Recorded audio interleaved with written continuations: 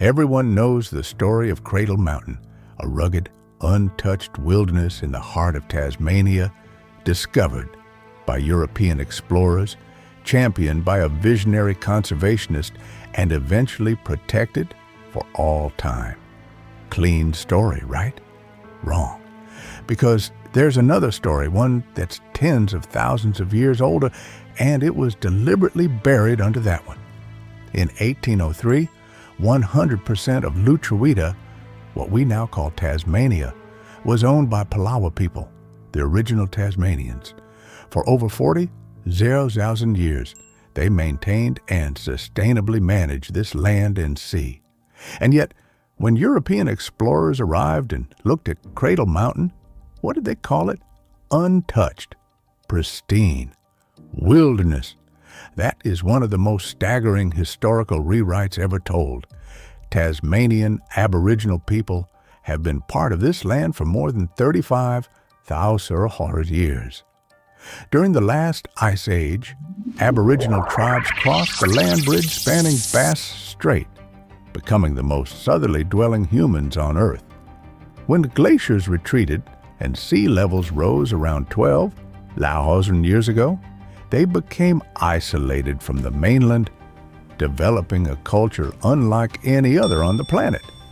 These were people surviving at the edge of the frozen world, thriving in one of the most extreme environments imaginable. That's not a footnote. That's one of the greatest human survival stories ever told.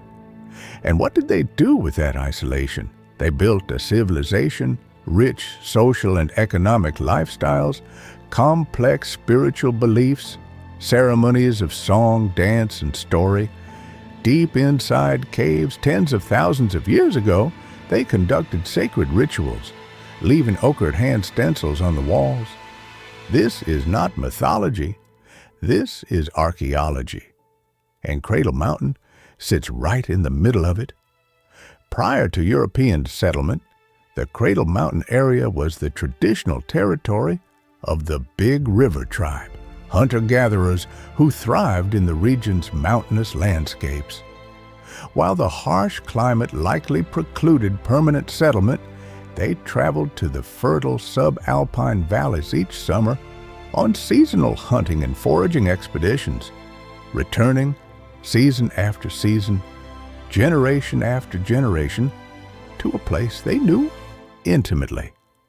Aboriginal living areas have been identified in Cradle Valley through stone tools, rock shelters, caves showing evidence of human use, and quarry sites where stone was sourced for tool making. Early European settlers described well-constructed bark huts and evidence of burning vegetation to attract prey.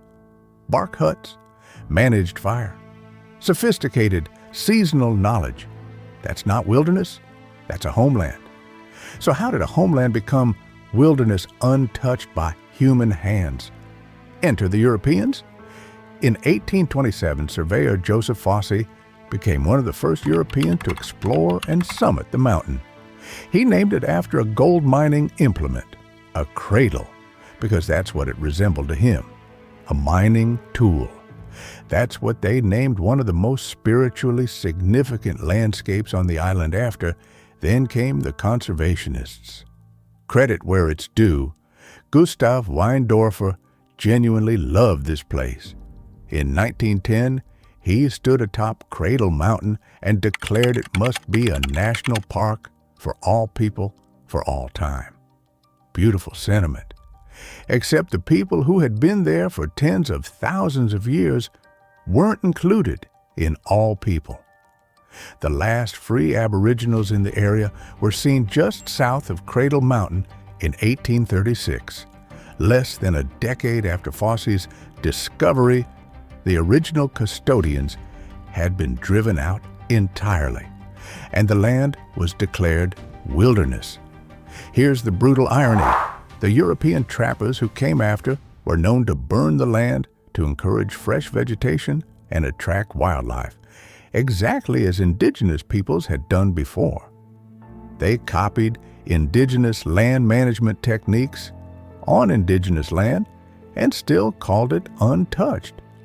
The Palawa people never disappeared. The belief by the 1870s that Tasmania's Aboriginal people had died out was exactly that. Wrong. Culture survived through the children of First Nations women, largely descendants of women who lived with sealers on the islands of the Furneaux Group. The Palawa was still here, and their language never fully died either. Palawa Khani, a reconstructed language built from vocabulary across Tasmania's original languages, is being spoken again. Place names are being restored. Under Tasmania's Aboriginal and dual naming policy of 2013, places like Kunanyi, the Palawa name for Mount Wellington, now carry their original names officially. The map is being rewritten. Cradle Mountain was never discovered. It was never untouched. It has served as a spiritual hub, a place for ceremonies, and a source of sustenance for thousands of years. That is the original story. And it is a living story, not a past one. The next time you see those jagged peaks reflected in Dove Lake, know you're looking at something far older and far richer than any explorer's field notes. You're looking at country, Palawa country, and it has been waiting a long time to be called by its true name. If this opened your eyes, share it, because the more people who know this story, the harder it becomes to ignore. Drop a comment below. What other places do you think are hiding a history we've never been told? And subscribe, because we're just getting started.